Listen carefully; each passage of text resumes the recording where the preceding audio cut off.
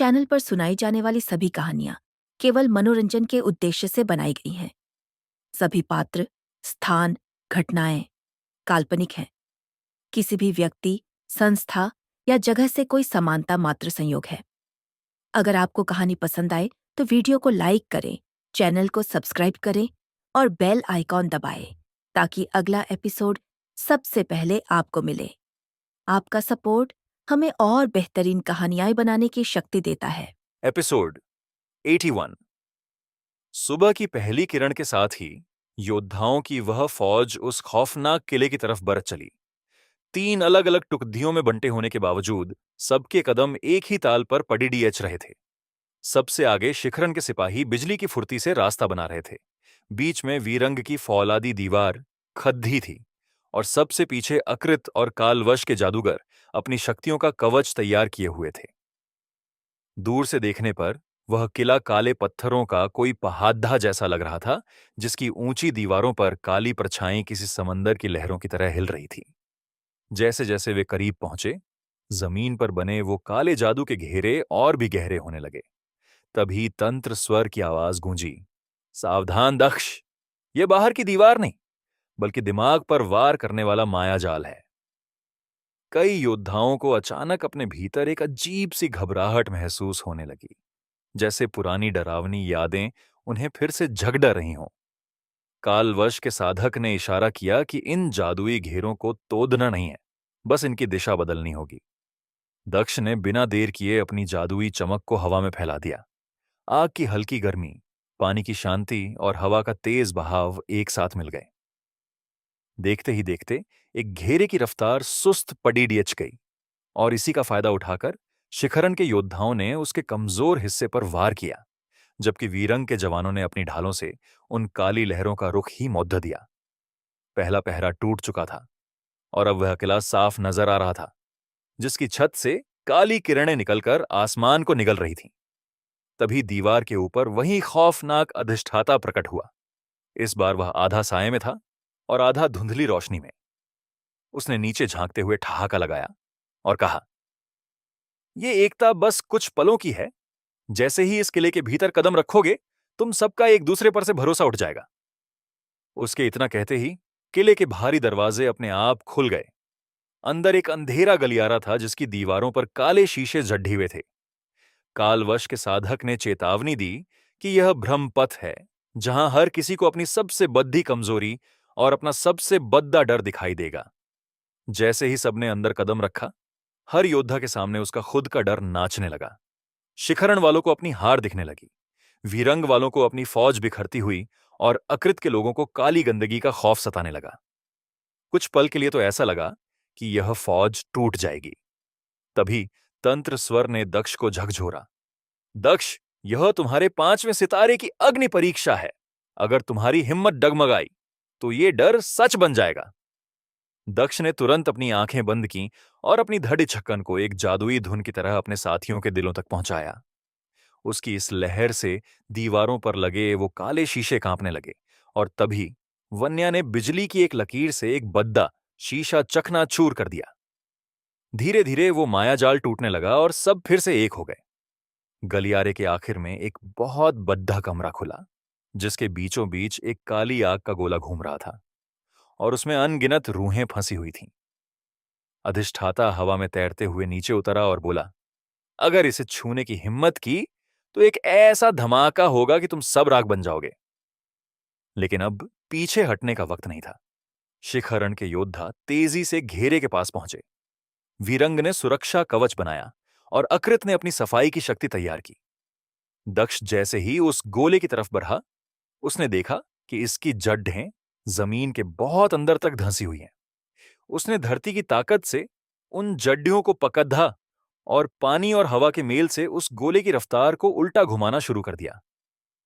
तभी अधिष्ठाता ने एक जानलेवा काली धार सीधे दक्ष पर छोड़ी, पर वन्या ने फौरन ढाल बनकर बिजली के वार से उस हमले को हवा में उड़ा दिया। शौर्य और समर ने भी अपनी पूरी ताकत झोंक दी ताकि दक्ष को कुछ पल मिल सके। उसी मौके का फायदा उठाकर दक्ष ने अपनी पूरी जादुई ज्योति उस गोले के बीच में उतार दी। उसने उसे तोड़ा नहीं, बल्कि उसकी ताकत को ही पलट दिया। अचानक कमरे में एक जोरदार कंपन हुआ और वो काली रूहें आजाद होकर ऊपर की ओर भागने लगीं। अधिष्ठाता हारते हुए पीछे हटा और धुएं में बदलते हुए चिल्लाया, "ये तो बस एक झांकी थी, असली काल द्रव्य तो ऊपर मेरा इंतजार कर रहा है।" कमरा अब खाली था, पर खतरा अब भी टला नहीं था। दक्ष के भीतर उसके 5वें सितारे की मध्यम रोशनी अब साफ झलक रही थी। तंत्र स्वर ने कहा, "यह तो सिर्फ आधी जीत है दक्ष। असली जंग तो अब उस आखिरी कमरे में होगी जहां प्रलय कला अपने पूरे रंग में तुम्हारा इंतजार कर रही है।" बाहर आसमान में बादल अब और भी ज्यादा खौफनाक हो चुके थे। दक्ष ने ऊपर जाती उन पथरीली सीढ़ियों की तरफ देखा और समझ गया कि अब उसका सामना उस शैतान से होगा जो इस सारी तबाही की जड़डीएच है। देवलोक की यह कहानी अब उस मोद्द पर आ गई थी जहां भरोसा, बहादुरी और जादुई ताकत की सबसे बद्धी परीक्षा होने वाली थी, क्योंकि अब मुकाबला सीधा और आर पार का था। एपिसोड 82। दुर्ग के बीच वाले कमरे को जीतने के बाद पूरी टीम तेजी से ऊपर की सीढ़ियों की तरफ भागी। रास्ता बहुत संकरा था और दीवारों पर काली परछाइयां किसी सांप की तरह रेंग रही थीं, मानो हर कदम पर मौत का जाल बिछा हो। जैसे ही वे ऊपर पहुंचे, उनके सामने एक बहुत बड़ा गोल मैदान खुला, जिसकी छत टूटी हुई थी और आसमान से काले डरावने बादल सीधे नीचे उतर रहे थे। मैदान के ठीक बीचों बीच 2 घेरे बने थे। बाहर वाला घेरा चमकती रोशनी का था और अंदर वाला घेरा गहरी काली छाया का। दोनों घेरे एक दूसरे में उलझे हुए थे, लेकिन पूरी तरह मिल नहीं रहे थे। तभी तंत्र स्वर की गंभीर आवाज गूंजी कि यह दुश्मन के सरदार यानी अधिष्ठाता का एक खतरनाक प्रयोग है, एक अधूरा मिलन जो पूरी दुनिया में तबाही मचा सकता है। तभी अचानक वहां अधिष्ठाता सामने आया। इस बार वह बिल्कुल शांत था और उसके चेहरे पर गुस्सा नहीं था। उसने चुनौती देते हुए कहा कि जो लोग संतुलन की बातें करते हैं, आज उन्हें देखना होगा कि क्या रोशनी और छाया साथ रह सकते हैं। उसके हाथ हिलाते ही अंदर का काला घेरा तेजी से घूमने लगा। काली लहरें ऊपर उठीं और बाहर वाले रोशनी के घेरे से जा टकराईं। एक पल के लिए पूरा मैदान दहल उठा और भयानक कंपन होने लगा। शिखरण के योद्धा तुरंत किनारों की तरफ भागे। वीरंग ने सुरक्षा का घेरा बनाया और अकृत ने अपनी शक्ति तैयार की, पर यह कोई मामूली हमला नहीं था। यह 2 बड़ी ताकतों के बीच की जंग थी। दक्ष तेजी से आगे बढ़ा। उसने गौर किया कि अधिष्ठाता छाया को खत्म नहीं कर रहा, बल्कि उसे जबरदस्ती रोशनी में घोलने की कोशिश कर रहा है। पर उसका कंट्रोल खत्म हो चुका है और यही सबसे बड़ा खतरा है। तंत्र स्वर ने चेतावनी दी कि अगर इस टकराव को अभी नहीं रोका गया तो एक भयानक धमाका सबको राख कर देगा। दक्ष ने अपनी जादुई शक्ति को पूरी तरह स्थिर किया। उसमें आग की गर्मी, पानी की हलचल, हवा का बहाव और जमीन की मजबूती को एक साथ जोड़ा। वह बिना डरे रोशनी के उस घेरे के अंदर घुस गया। वन्या ने अपनी बिजली की शक्ति से दक्ष के चारों ओर एक ढाल बना दी और नील ने पानी की शक्ति से अंदर की भड़कती आग को शांत किया। तभी अधिष्ठाता ने एक सीधी काली रेखा दक्ष के दिल की तरफ फेंकी। दक्ष पीछे नहीं हटा, बल्कि उसने उस काली शक्ति को अपनी रोशनी के घेरे में जकड़ लिया। कुछ पलों के लिए उसकी देह के चारों ओर काली और सफेद रोशनी एक साथ चमक उठी। पूरा मैदान कांपने लगा और सबकी सांसें अटक गईं। तंत्र स्वर धीरे से फुसफुसाया, यह छठे सितारे की आखिरी हद है। अगर दक्ष की लय जरा भी टूटी तो सब कुछ खत्म हो जाएगा। पर दक्ष ने मन ही मन मान लिया कि छाया भी एक ताकत है, बस उसे सही रास्ता दिखाने की जरूरत है। उसने धीरे धीरे घेरों की रफ्तार कम की, हवा से रुख मोड़ा और पानी से गर्मी को सोख लिया। देखते ही देखते दोनों घेरों का टकराना बंद हो गया। वे अब एक दूसरे के पास शांति से घूम रहे थे। यह देखकर अधिष्ठाता पीछे हट गया। उसके चेहरे पर पहली बार हार का शक दिखा। उसने डरे हुए स्वर में कहा कि अगर संतुलन छाया को भी गुलाम बना सकता है तो यह बहुत खतरनाक है। उसी पल रोशनी का घेरा रुक गया और काली छाया की गति थम गई। आसमान की तरफ खींचते काले बादल गायब हो गए और उड़ती हुई धूल जमीन पर बैठ गई। तभी दक्ष के भीतर पुरानी यादें चमक उठीं। उसके पहले पड़ाव का 5वां सितारा पक्का हो गया और छठे सितारे की एक हल्की सी चमक दिखाई दी। तंत्र स्वर ने कहा कि यह पूरी जीत नहीं है, पर तबाही की उस काली छाया को पहली बार रोका गया है। अधिष्ठाता धुएं की तरह गायब होने लगा, पर जाते जाते उसकी आवाज साफ सुनाई दी, असली जड़ तो अभी बाकी है। पूरी टीम ने उस मैदान को अपने कब्जे में ले लिया। अकृत ने वहां सुरक्षा की मुहर लगाई और बाकी योद्धा पहरे पर लग गए। बाहर आसमान साफ हो गया था, पर दूर पश्चिम में एक बहुत बड़ा काला धब्बा अब भी दिख रहा था। एक इशारा कि बुराई का असली केंद्र अभी जिंदा है। वन्या ने धीमे से कहा कि अब वे सिर्फ हमला झेल नहीं रहे, बल्कि अपनी मंजिल खुद तय कर रहे हैं। दक्ष ने खुले आसमान की तरफ देखा। उसकी शक्ति अब पहले से कहीं ज्यादा गहरी और शांत थी। तंत्र स्वर के आखिरी शब्द गूंजे। छाया के खेल को समझ लिया गया है। अब असली प्रलय का सामना करना बाकी है। और इसी के साथ दुर्ग का वह हिस्सा शांत हो गया। पर यह सफर अब एक ऐसे खतरनाक मोड़ पर पहुंच गया था जहां दक्ष को न सिर्फ काली शक्तियों को रोकना था, बल्कि उस जगह तक पहुंचना था जहां से यह सारा अंधेरा जन्म ले रहा है। एपिसोड 83। जैसे ही दुर्ग का ऊपरी हिस्सा शांत हुआ, पूरी टीम को यह साफ समझ आ गया कि यह जगह तो सिर्फ एक मामूली ठिकाना था, असली जड़ नहीं। तबाही का असली केंद्र तो अभी भी कहीं गहराई में, शायद उस पुराने और पाबंदी वाले इलाके में छिपा बैठा था। मैदान में बने वो दो जादुई घेरे अब थम चुके थे, पर उनकी सतह पर हल्की दरारें साफ दिख रही थीं। मानो वे चीख चीख कर कह रहे हों कि यह शांति बस कुछ पल की है। तंत्र स्वर की भारी आवाज गूंजी कि अगर उस असली जड़ को खत्म किए बिना वापस लौटे, तो यह काली छाया फिर से विकराल रूप ले लेगी। इसी बीच कालवश के दूत ने एक राज की बात बताई। दूर पश्चिम में निषिद्ध खंडहर नाम की एक जगह है, जहां से बहुत ही अजीब और डरावनी शक्ति निकल रही है। ये वही जगह है जहां बरसों पहले रूहों के मिलन का पहला प्रयोग हुआ था। यह सुनते ही वहां सन्नाटा पसर गया। शिखरण के योद्धा ने फौरन वहां पहुंचने की बात कही, तो वीरंग ने एक सोची समझी योजना बनाने का सुझाव दिया। तभी अकृत ने सबको आगाह किया कि उस इलाके की हवा जहरीली है। वहां बिना सुरक्षा कवच के जाना मौत को बुलावा देना होगा। आखिर में यह फैसला हुआ कि टीम का बड़ा हिस्सा यहीं रुककर दुर्ग को संभालेगा, जबकि एक खास टुकड़ी उस खतरनाक खंडहर की ओर बढ़ेगी, जिसमें दक्ष, वन्या, रेयांश, कालवश का दूत और कुछ चुने हुए जांबाज शामिल थे। रास्ता बहुत ही खौफनाक था। जमीन फटी हुई थी और आसमान पर काली चादर सी बिछी थी। जैसे जैसे वे आगे बढ़े, हवा इतनी भारी हो गई कि सांस लेना दूभर था। नील ने डरे हुए स्वर में कहा कि यहां की शक्तियां आजाद नहीं हैं, बल्कि किसी ने उन्हें जकड़ रखा है। कुछ ही देर में वे पत्थरों के उन विशाल और टूटे फूटे ढांचों के पास पहुंचे। दीवारों पर पुराने और रहस्यमयी निशान बने थे, जो अब आधे मिट चुके थे। खंडहर के ठीक बीचों बीच एक बहुत गहरा और अंधेरा गड्ढा था, जिसके अंदर से किसी के दिल की धड़कन जैसी डरावनी आवाज आ रही थी। तंत्र स्वर ने फौरन चेतावनी दी कि यह उस काली ताकत का असली गर्भ है। यहां दुश्मन का असर बहुत ज्यादा होगा। जैसे ही दक्ष ने अपना कदम आगे बढ़ाया, जमीन चीरकर काली परछाइयों के खंभे खड़े हो गए और उसके चारों तरफ काल बनकर घूमने लगे। वन्या ने अपनी बिजली की शक्ति से रास्ता साफ किया, जबकि कालवश के दूत ने उन परछाइयों का रुख मोड़ दिया। पर यह लड़ाई बाहर की नहीं, बल्कि मन के भीतर की थी। उस गहरे गड्ढे के अंदर से अधिष्ठाता की गूंजती हुई आवाज आई, अगर तुम्हारा संतुलन वाकई इतना ताकतवर है, तो इसकी असली जड़ को छू कर दिखाओ। दक्ष को एहसास हुआ कि यहां ताकत से ज्यादा धीरज की जरूरत है। उसने अपनी जादुई रोशनी को पूरी तरह शांत और स्थिर किया। अब उसके भीतर 5वें सितारे की ताकत और 6ठे सितारे की हल्की चमक साफ दिख रही थी। वह गड्ढे के बिल्कुल किनारे पहुंचा और नीचे झांका। वहां एक काला सफेद बीज जैसा कोई बिंदु धड़क रहा था।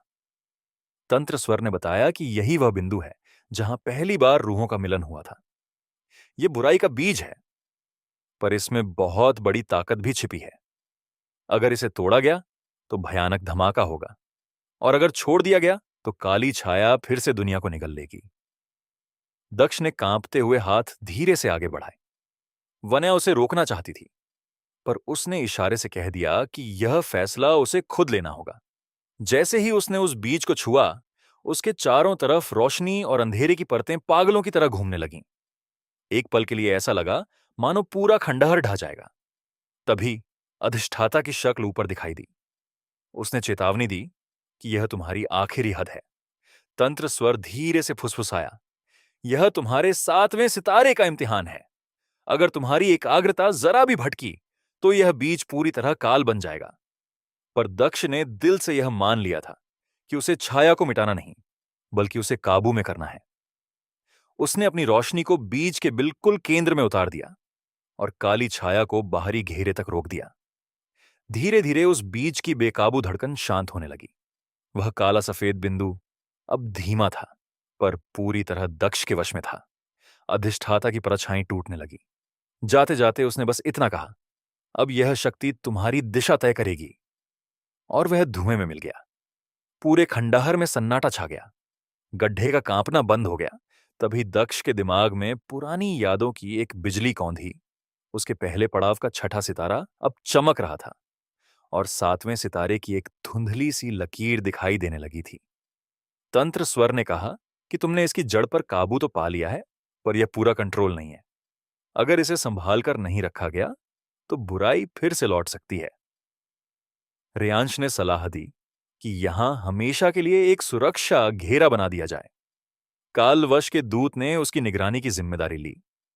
वन्या ने बड़े ही पक्के इरादे के साथ कहा कि अब हम पीछे नहीं हटेंगे। आसमान से वो काली चादर हट गई और पहली बार तारे साफ दिखाई दिए। पर दूर आसमान के कोने पर एक और गहरी काली लकीर दिखाई दी, जो यह इशारा कर रही थी कि तबाही की जड़ें सिर्फ एक बीज तक नहीं फैली हैं। दक्ष ने खंडहर की ऊंचाई पर खड़े होकर उस तरफ देखा। उसकी शक्ति अब बहुत बड़ी हो चुकी थी, पर वह अब भी बहुत सावधान था। तंत्र स्वर के आखिरी शब्द गूंजे, तुमने जड़ को तो छू लिया है, पर अब अगला कदम ही तुम्हारी किस्मत का फैसला करेगा। और इसी के साथ दैवलोक की यह रोमांचक यात्रा एक ऐसे मोड़ पर पहुंच गई जहां यह जंग सिर्फ दक्ष की नहीं, बल्कि पूरी दुनिया के वजूद का सवाल बन चुकी थी। एपिसोड 84, मूल का रहस्य और 7वां सितारा। मिशिद्ध खंडहर में उस बीज को काबू करने के बाद भी खतरा टला नहीं था, क्योंकि जमीन के सीने से अभी भी वो काली और खौफनाक लहरें उठ रही थीं, मानो साया अपनी आखिरी चाल चलने के लिए कहीं गहराई में दुबका हो। दक्ष ने जैसे ही गड्ढे के पास खड़े होकर अपनी अस्त्र ज्योति को महसूस किया, उसे झटका लगा। ऊर्जा सिर्फ उस बीज तक नहीं रुकी थी, बल्कि जमीन के नीचे किसी नसों की तरह दौड़ रही थी। तभी तंत्र स्वर की गूंज उसके दिमाग में टकराई। सावधान दक्ष, ये बीज तो सिर्फ एक दरवाजा था। असली मूल अभी भी गहराई में छिपा है। अगर उसे अभी शांत नहीं किया गया तो काल द्रव्य किसी नए और भयानक रूप में दोबारा जिंदा हो जाएगा। वन्या की तेज नजरों ने तभी खंडहर की टूटी दीवारों के पीछे पत्थरों में छिपा एक संकरा और अंधेरा रास्ता ढूंढ निकाला, जो सीधे पाताल की ओर जा रहा था। कालवश प्रतिनिधि ने साए की थरथराहट को भांपते हुए साफ कह दिया कि असली केंद्र वही है जहां ये रास्ता ले जा रहा है। रेयांश ने खतरे को देखते हुए रुकने का इशारा किया, पर दक्ष की आवाज में एक अजीब सी ठंडी शांति थी। अब पीछे हटने का वक्त निकल चुका है। जैसे जैसे वे नीचे उतरे, हवा भारी और बर्फीली होती गई और दीवारों पर बने वो पुराने निशान चीख चीख कर कह रहे थे कि यहां आरवान और काल द्रव्य का पुराना और खूनी नाता रहा है। आखिर में वे एक विशाल गोल कमरे में पहुंचे, जिसके बीचों बीच एक काला पत्थर का खंभा खड़ा था और उसके भीतर से किसी के दिल की धड़कन जैसी आवाज आ रही थी, गहरी, भारी और डरावनी। तंत्र स्वर फिर बोला, यही असली मूल है। अचानक अधिष्ठाता की आवाज उस खंभे के भीतर से गूंजी, संतुलन सिर्फ रोकना जानता है, बनाना नहीं। अगर तुम्हारे प्रकाश में दम है तो इस मूल को नया रूप देकर दिखाओ।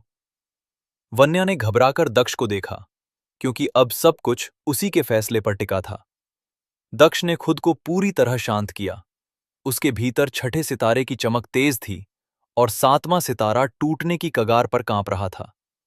जैसे ही दक्ष ने उस खंभे पर हाथ रखा, रोशनी और अंधेरे का एक भयंकर बवंडर उसे अपनी ओर खींचने लगा।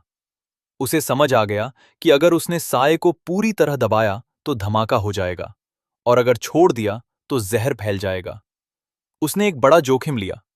उसने आग की गर्मी से खंभे को तपाया, पानी की ठंडक से उसकी उग्रता को शांत किया, हवा से ऊर्जा को मोड़ा और मिट्टी की ताकत से उसे थाम लिया। देखते ही देखते उस काले पत्थर पर दरारें पड़ गईं और भीतर से एक मध्यम लेकिन सुकून देने वाली रोशनी फूट पड़ी। अधिष्ठाता की आवाज दम तोड़ने लगी, तुम्हारा ये दखल इतिहास बदल देगा। दक्ष ने पलटकर जवाब दिया, इतिहास तभी बदलेगा जब हम बदलाव को कबूल करेंगे। उस आखिरी पल में खंभे की धड़कन थम गई और चारों तरफ फैली भारी ऊर्जा अचानक हल्की हो गई। तंत्र स्वर ने पुष्टि की, मूल अब काबू में है, पर इसे अभी भी सुरक्षा की जरूरत है। ठीक उसी वक्त दक्ष के शरीर में एक तेज बिजली सी कौंधी। उसे प्रशिक्षण चौकी की याद आई और उसके भीतर प्रथम चरण का 7वां सितारा अपनी पूरी चमक के साथ जाग उठा। वन्या ने देखा कि दक्ष के चारों ओर एक सुरक्षा कवच जैसा उजाला फैल गया है। रेयांश ने तुरंत वहां पहरा बिठाने का हुक्म दिया, पर बाहर निकलते ही दक्ष की नजरें दूर आसमान पर टिकी धुंधली लकीर पर जा रुकीं। उसे समझ आ गया था कि ये तो बस एक छोटी सी जीत है। असली जंग तो अभी शुरू हुई है, क्योंकि देवलोक का अगला अध्याय और भी खतरनाक होने वाला है। एपिसोड 85, चेतना का युद्ध और 8वें सितारे की आहट। निषिद्ध खंडहर में उस रहस्यमयी खंभे को शांत किए कई दिन बीत चुके थे और अब वहां संयुक्त शोधन मंडल का सख्त पहरा था। जहां शिखरन की टीमें आसमान से निगरानी करती, वीरन के योद्धा अंदर की सुरक्षा संभालते और अकृत की जादुई विधियां उस खतरनाक ऊर्जा को काबू में रखतीं। वहीं कालवश की परछाइयां चारों ओर फैलकर हर खतरे पर नजर गड़ाए बैठी थीं। पर इस सन्नाटे के पीछे एक गहरा तनाव छिपा था, क्योंकि दक्ष अच्छी तरह जानता था कि ये तो बस एक तूफान के पहले की शांति है। और तभी तंत्र स्वर की भारी आवाज उसके कानों में गूंजी, होशियार रहो दक्ष, संतुलन बनाना तो बस शुरुआत थी। असली चुनौती तो इसे टिकाए रखने की है, जिसके लिए तुम्हें बाहर से ज्यादा अपने अंदर की ताकत की जरूरत पड़ेगी। अभी ये बातें चल ही रही थीं कि तभी एक खौफनाक खबर आई। देवलोक के पूर्वी इलाके में छोटे छोटे गुटों के योद्धाओं की ताकत अचानक और बिना किसी वजह के तेजी से बढ़ने लगी है, और फिर वे पागलों की तरह व्यवहार करने लगे हैं, मानो साए ने अब कोई नई और गंदी चाल चली हो। साफ था कि काल द्रव्य अब सीधे हमला नहीं कर रहा था, बल्कि योद्धाओं के मन और उनके लालच को अपना हथियार बना रहा था। फौरन एक बड़ी सभा बुलाई गई और फैसला हुआ कि दक्ष खुद वहां जाकर सच का पता लगाएगा, क्योंकि उसकी रवों में अब उस मूल की ऊर्जा दौड़ रही थी। सफर के दौरान दक्ष ने महसूस किया कि उसका 7वां सितारा अब पूरी तरह जम चुका है और 8वें सितारे की सरहद बस कुछ ही दूरी पर है। जैसे ही वो पूर्वी इलाके में पहुंचा, नजारा देखकर दंग रह गया। वहां के जवान योद्धा अपनी नई ताकत के नशे में चूर थे। उनकी आंखें चमक रही थीं, पर दिमाग काबू में नहीं था। वे खुद को भगवान समझने लगे थे और अपनों पर ही हमला कर रहे थे। नील ने जब उनकी जांच की तो उसका चेहरा सफेद पड़ गया। दक्ष, ये बाहर से आया कोई जहर नहीं है, बल्कि ये तो उनके अंदर का वो लालच है जिसे किसी काली शक्ति ने भड़का दिया है। तंत्र स्वर ने चेतावनी दी, सावधान, ये साए का वो नया रूप है जो दुश्मन बनकर सामने नहीं आता, बल्कि इंसान के भीतर जन्म लेता है। दक्ष ने बिना वक्त गवाए उन भटके हुए योद्धाओं से बात की। उसने उन्हें सिखाया कि ताकत को मुट्ठी में कैद करना बहादुरी नहीं, बल्कि उसे समझना असली जीत है। उसने उन्हें एक खास अभ्यास कराया जहां उन्हें अपनी तेज सांसों और बेकाबू ऊर्जा को एक लय में लाना था। धीरे धीरे उन योद्धाओं का गुस्सा शांत होने लगा और उनकी बेकाबू ताकत एक ठहरे हुए पानी की तरह स्थिर हो गई, जिसे देखकर वहां के बड़े उस्तादों ने भी मान लिया कि सिर्फ ताकत बढ़ाना ही सब कुछ नहीं है, उसे संभालना ही असली मर्दानगी है। उसी रात जब दक्ष अकेले ध्यान में बैठा तो उसे समझ आया कि अब उसकी लड़ाई किसी राक्षस से नहीं बल्कि हर उस इंसान के मन से है जो गलत रास्ते पर निकल चुका है। तभी उसके दिमाग में प्रशिक्षण चौकी की यादें बिजली की तरह कौंधी। 7वां सितारा अब सूरज की तरह चमक रहा था और 8वें सितारे की हल्की धुंधली लकीर साफ दिखने लगी थी। तंत्र स्वर फिर बोला, अगला दरवाजा तभी खुलेगा जब तुम सिर्फ लड़ना नहीं बल्कि दूसरों को सही रास्ता दिखाना सीख जाओगे। वन्या ने करीब आकर दबे पांव कहा, दक्ष, अब दुनिया तुम्हें सिर्फ एक योद्धा नहीं बल्कि अपना गुरु मानने लगी है। जिस पर दक्ष ने मुस्कुराते हुए जवाब दिया, गुरु वही है जो ताउम्र एक चेला बनकर सीखता रहे। दूर आसमान में वो काली लकीर अभी भी धुंधली सी दिख रही थी, क्योंकि किसी सोच को एक दिन में खत्म नहीं किया जा सकता। देवलोक की कहानी अब उस मोड़ पर आ चुकी थी जहां जंग अब तलवारों से नहीं बल्कि इंसान की सोच और उसकी आत्मा से लड़ी जानी थी। एपिसोड 86। 8वें सितारे का उदय और नए युग का आगाज। पूर्वी इलाके के योद्धाओं को शांत करने के बाद दक्ष को अब पक्का यकीन हो गया था कि काल द्रव्य अब मैदान में आकर नहीं बल्कि लोगों के दिमाग और उनके लालच से एक जहरीला खेल खेल रहा है। तभी कई छोटे गुटों के बड़े उस्ताद खुद चलकर दक्ष के पास आए, क्योंकि उन्होंने अपनी आंखों से देखा था कि कैसे दक्ष के संतुलन अभ्यास ने उन बिगड़ैल जवानों को फिर से काबू में कर दिया था। तंत्र स्वर की गूंज फिर सुनाई दी, दक्ष, ये तुम्हारी सबसे बड़ी परीक्षा है।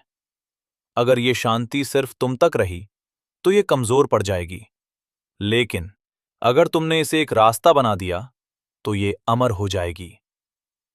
तभी अकृत का एक खौफनाक संदेश आया कि बाजार में मन को शांत करने वाली कीमती जड़ी बूटियों की मांग अचानक बढ़ गई है और कुछ लालची व्यापारी उनमें मिलावट करके लोगों की जान से खेल रहे हैं। साफ था कि यह साये का एक नया और गंदा जाल था, जहां एक तरफ ताकत का नशा था और दूसरी तरफ नकली दवा का धोखा। फौरन एक बड़ा फैसला लिया गया और दक्ष ने एक विशाल ट्रेनिंग कैंप खोल दिया, जहां सैकड़ों युवा योद्धा खिंचे चले आए, जिनमें से कुछ के मन में सीखने की तड़प थी तो कुछ की आंखों में गहरा शक था। दक्ष ने उन्हें बहुत ही आसान तरीके से सिखाया कि कैसे अपनी सांसों को गिनकर अपनी ताकत को संभालना है, कैसे आग जैसी फुर्ती को ठंडा करना है और कैसे हवा की तरह बहती ऊर्जा को जमीन की तरह मजबूत बनाना है। कई योद्धाओं को जिंदगी में पहली बार यह एहसास हुआ कि असली ताकत चिल्लाने में नहीं बल्कि खुद को शांत रखने में है। वहीं नील और रेयांश ने सबको नकली दवाओं की पहचान करना सिखाकर उन धोखेबाज व्यापारियों की कमर तोड़ दी। लेकिन तभी कैंप के आखिरी दिन अचानक एक जवान लड़के की चीख निकली और वो अपना आपा खो बैठा। उसके शरीर से काली लपटें निकलने लगी, मानो उसके अंदर छिपा कोई पुराना साया जाग गया हो। लोग डर के मारे पीछे हटने लगे, पर दक्ष निडर होकर आगे बढ़ा और उसकी जलती हुई आंखों में देखते हुए बड़े ही ठंडे लहजे में कहा, ताकत को पकड़ने की कोशिश मत करो, इसे बस बहने दो।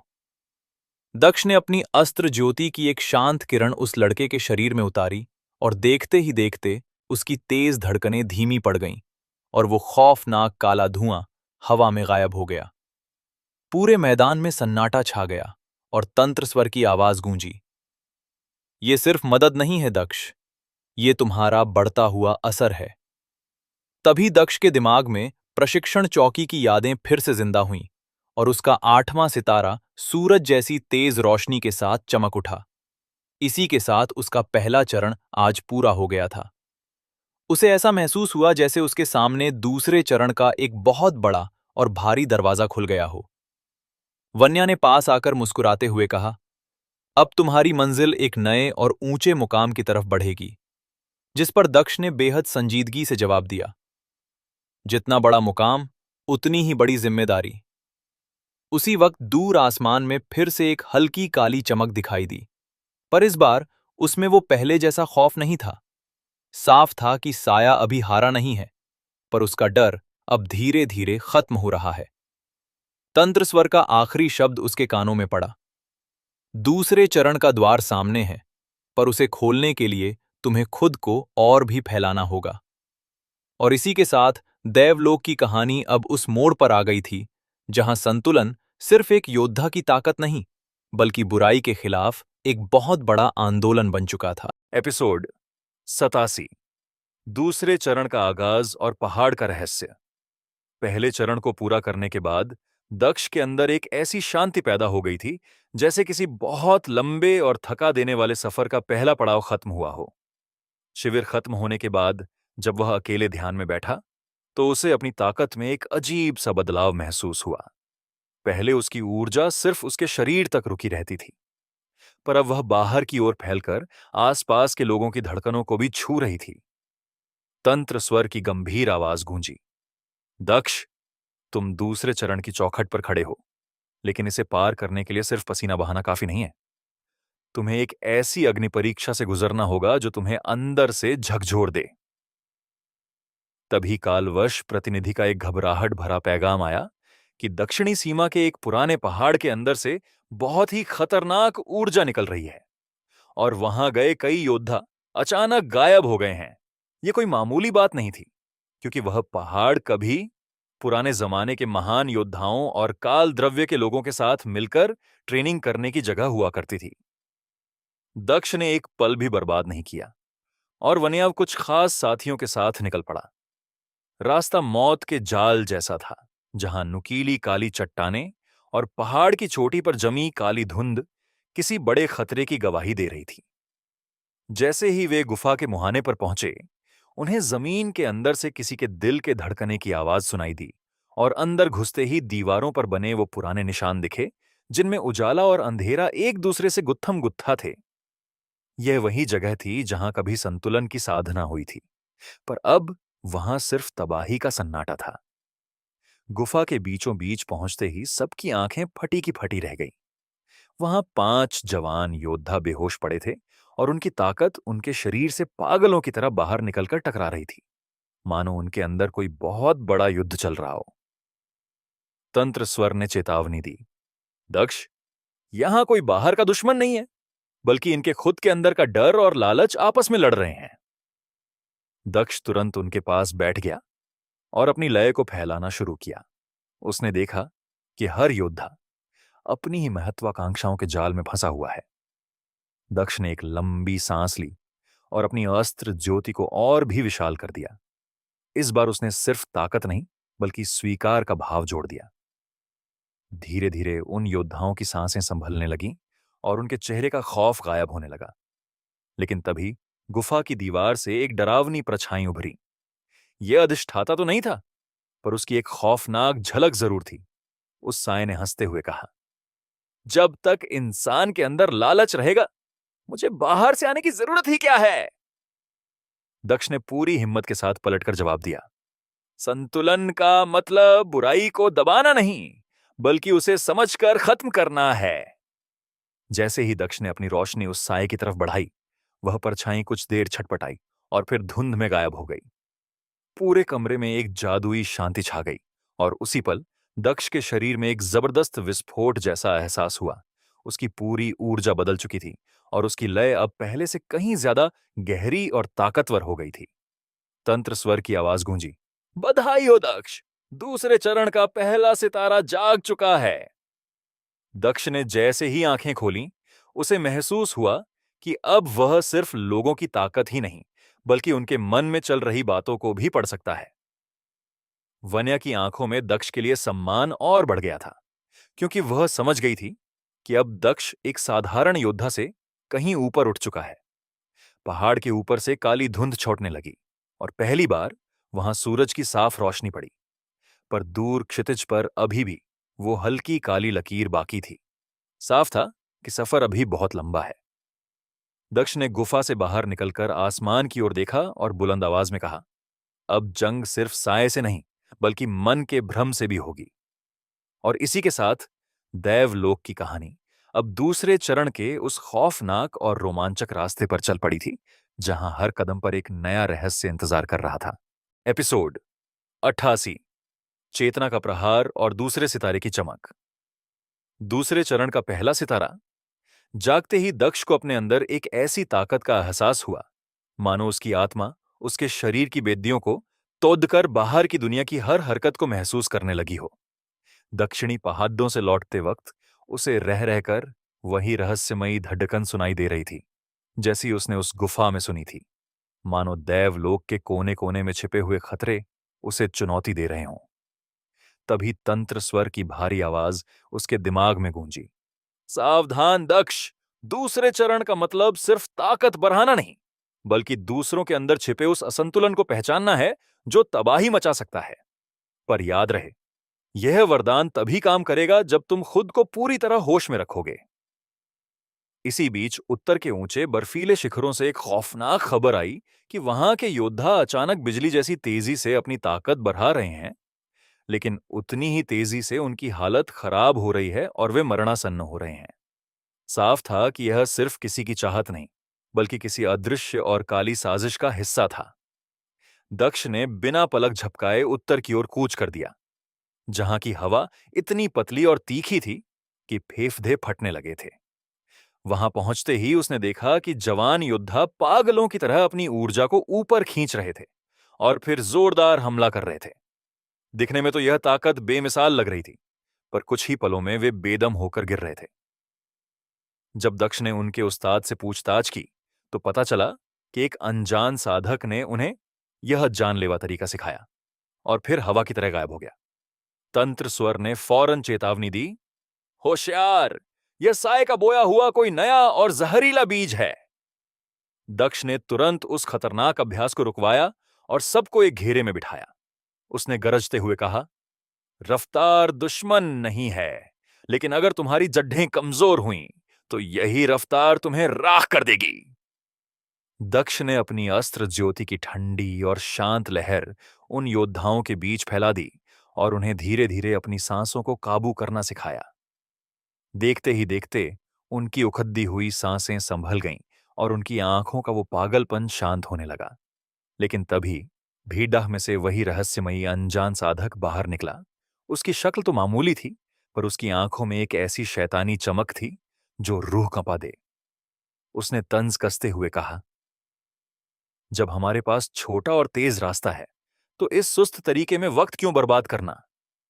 दक्ष ने पूरी शांति से जवाब दिया, जो रास्ता जितनी तेजी से ऊपर ले जाता है उतनी ही तेजी से खाई में भी गिराता है।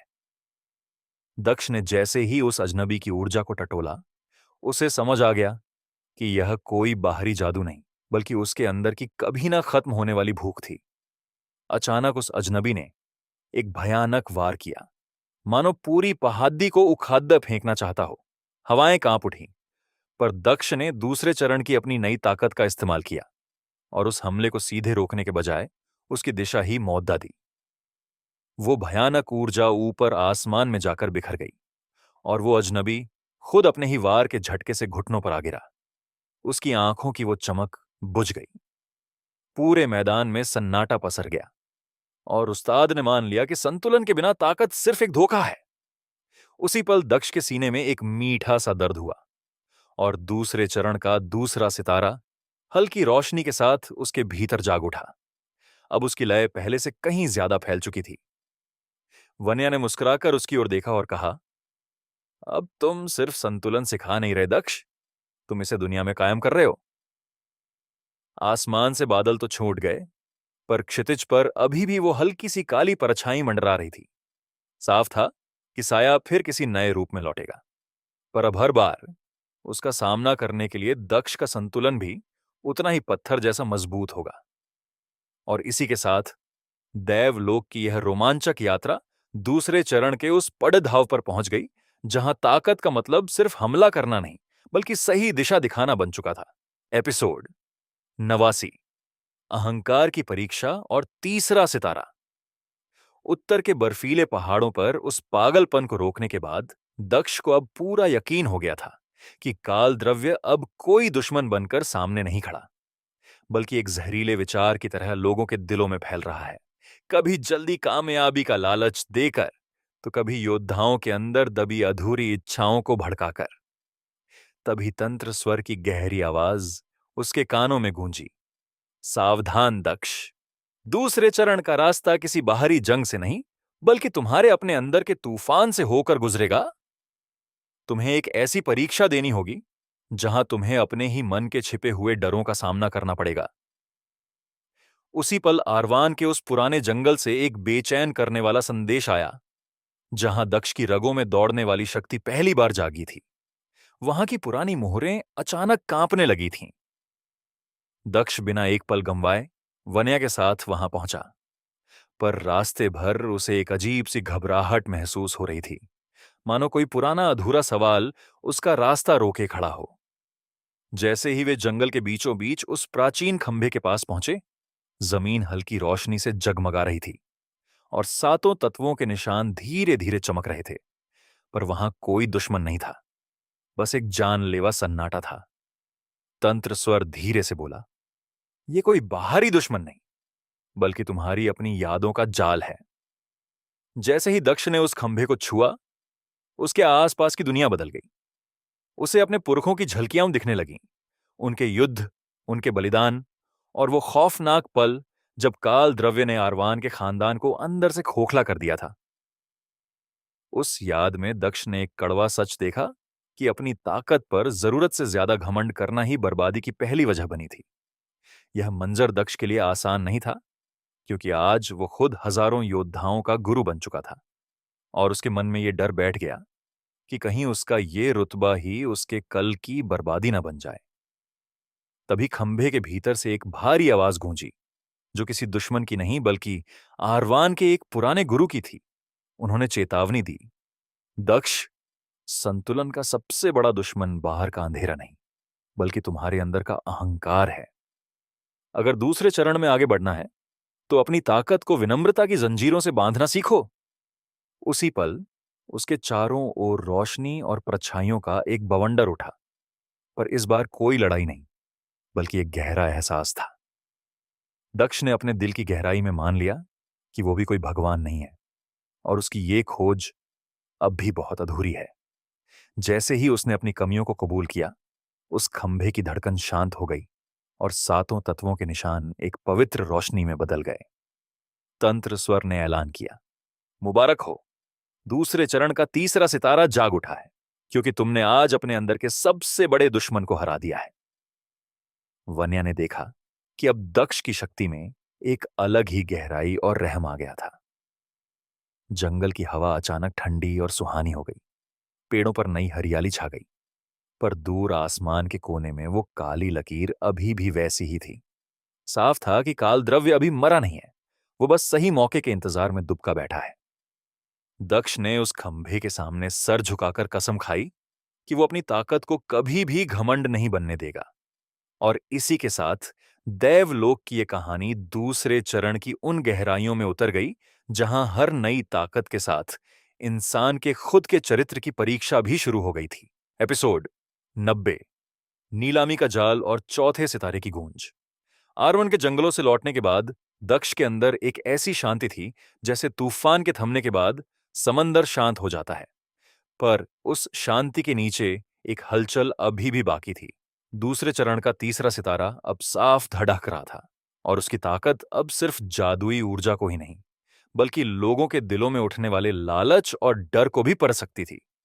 तभी अकृत का एक बहुत जरूरी मैसेज आया कि पश्चिमी बाजार के रास्ते में एक बहुत बद्धी नीलामी होने जा रही है, जहां दुनिया की सबसे कीमती ऊर्जा वाली चीजें और पुराने जमाने के हथियार बेचे जाएंगे। लेकिन खबर यह भी थी कि काल द्रव्य के जासूस वहां अपना जाल बिछा चुके हैं।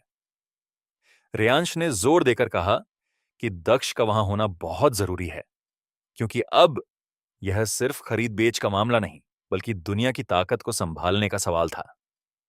रास्ते में तंत्र स्वर ने फिर आगाह किया, सावधान दक्ष, यह जगह तुम्हारी परीक्षा का एक नया रूप होगी, जहां पैसा, रुतबा और मौत एक साथ तुम्हारा रास्ता रोकेंगे।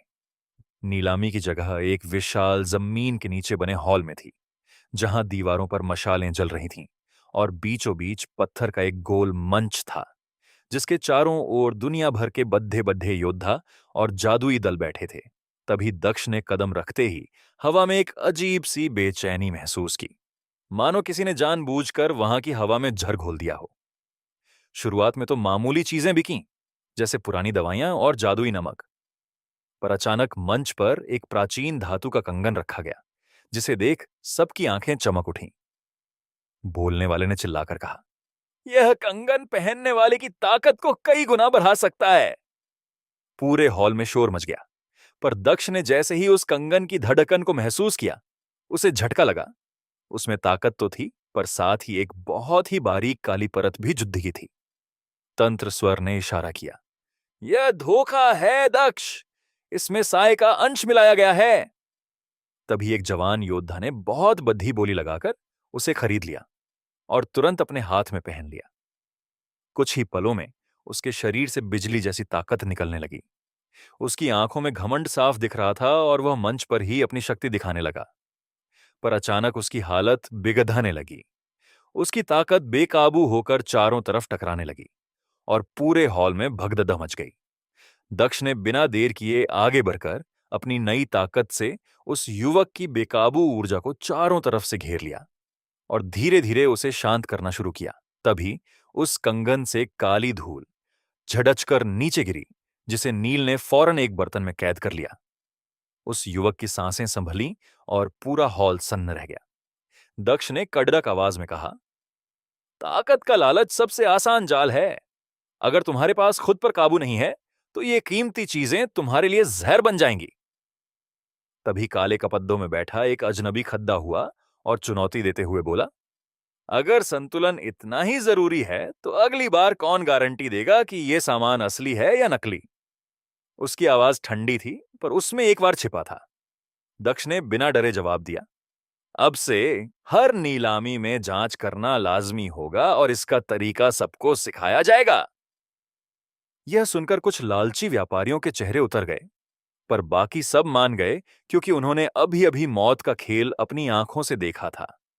तंत्र स्वर ने अंदर से कहा, यह सिर्फ एक कंगन की बात नहीं थी दक्ष, यह सोच की लड़ाई थी। तभी दक्ष के दिमाग में प्रशिक्षण चौकी की याद चमकी और दूसरे चरण का चौथा सितारा हल्की रोशनी के साथ जाग उठा। अब उसकी लय इतनी बड़ी हो गई थी कि वह पूरी भीड़ की ताकत को एक साथ प्रभावित कर सकती थी। रात के अंधेरे में रेयांश ने अकेले में बताया कि काल द्रव्य अब सीधे हमला करने के बजाय लोगों के लालच को भद्दचकाकर उन्हें अपना गुलाम बना रहा है। दक्ष ने ठंडे लहजे में कहा, तो हमारा जवाब भी वैसा ही होगा। अब संतुलन को सिर्फ एक ताकत नहीं, बल्कि एक कानून बनाना होगा। रात को हॉल के बाहर खाड़ी डीरे होकर दक्ष ने आसमान की ओर देखा। काले बादल अभी भी मंडरा रहे थे, जिसका मतलब था कि ये जंग अभी और भी खतरनाक रूप लेकर लौटेगी। वन्या ने पास आकर कहा, दक्ष, अब लोग तुम्हें सिर्फ एक योद्धा नहीं, बल्कि अपना फैसला सुनाने वाला बद्धा लीडर मानने लगे हैं।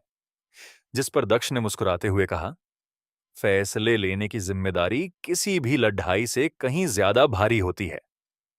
और इसी के साथ दैवलोक की कहानी एक ऐसे मोद्दा पर आ गई थी जहां अब बाजार की चमक और इंसान का मन दोनों ही दक्ष की अगली और सबसे कठिन परीक्षा बनने वाले थे। ये थी आज की कहानी। अगर पसंद आई तो लाइक, शेयर और सब्सक्राइब जरूर करें। आपका सपोर्ट ही हमारी सबसे बड़ी ताकत है। सुनते रहिए स्टोरी वाहक, जहां कल्पना हकीकत बन जाती है।